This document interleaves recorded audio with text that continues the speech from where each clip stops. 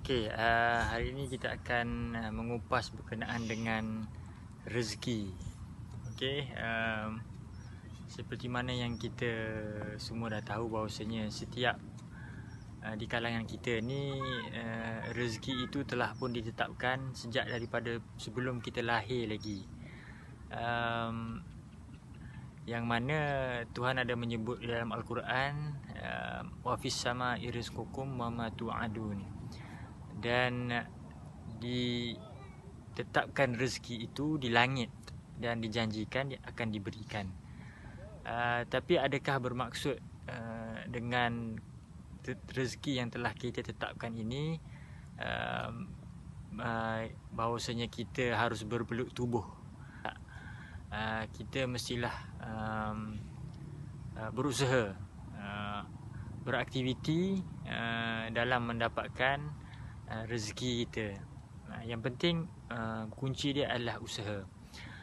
Yang mana kalau kita perhatikan juga dalam Al-Quran, terutama dalam surah Al-Baqarah, yang mana Allah ada menyebut, ya ayyuhannasu kulu mimma fil ardi halalan tayyiba.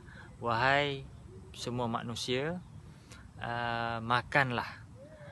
Jadi dalam perkataan makan ini, ahli-ahli tafsir Quran menafsirkan bahawasanya perkataan ini adalah merupakan satu perumpamaan ataupun bahasa kinayah Al-Quran, yang mana memberi isyarat bahawasanya sebelum makan itu mestilah ada sesuatu yang perlu kita perolehi dulu, iaitu kita kena berusaha, kita kena berikhtiar, dan kita kena mendapatkan sebelum kita pergi kepada proses makan secara fisik.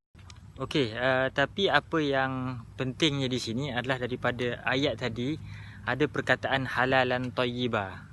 Maksudnya isyarat ataupun panduan untuk membolehkan seseorang itu mencari rezeki itu mestilah mencari yang halal dan tayyiba, maksudnya yang baik, halal lagi baik. Saya ambil contohnya, ada di kalangan pengeluar produk makanan ini, dia mengeluarkan satu produk yang memang halal, mempunyai konten-konten ataupun ingredient yang baik dan bagus, tetapi yang tidak ada elemen bahan terlarang ataupun barang yang tidak halal.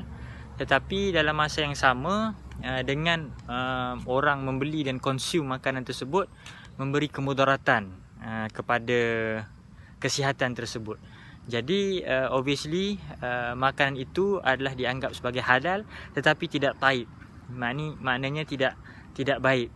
Okey, jadi bila kita bercakap pasal halal ni juga, dia bukanlah hanya terhad kepada definisi perkara-perkara yang halal, ataupun kita kena elak perkara yang haram dari segi zat fizikal barang tersebut sahaja, tetapi ia juga mencakupi juga benda-benda yang haram dari segi maknanya. Contohnya katakan judi dan sebagainya, yang mana saya akan sentuh dan kupas dalam video yang spesifik.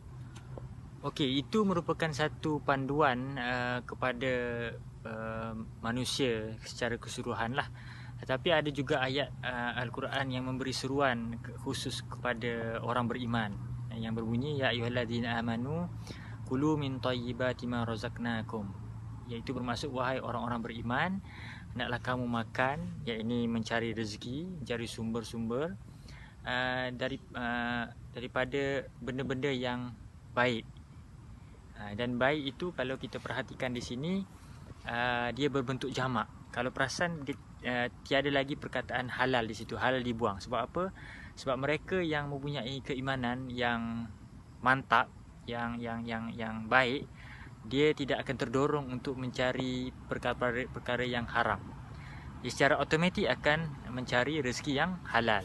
So kalau ada daripada Muslim ataupun orang Islam yang mencari benda yang tidak halal ataupun haram, maknanya ada masalah dengan imannya. Maksudnya dia kena tingkatkan lagi tahap keimanan tersebut. Apa yang menarik di sini adalah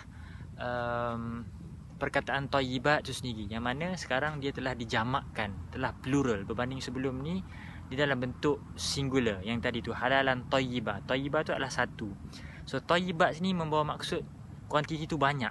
So dia tidak lagi terhad kepada bukan sahaja memberi manfaat kepada tubuh badan, tetapi juga keberkatan, kesenangan, ketenangan dan sebagainya. Jadi itu yang sort of privileges kepada orang-orang yang beriman tersebut. Tetapi apa yang nak disampaikan di sini adalah pentingnya untuk berusaha. Ya, rezeki itu telah ditetapkan, tetapi kita tak tahu. Kita tak tahu berapa dan dalam bentuk macam mana. Tapi apa yang penting adalah kita hendaklah berusaha. Dan garis panduan telah pun diberi di dalam Al-Quran.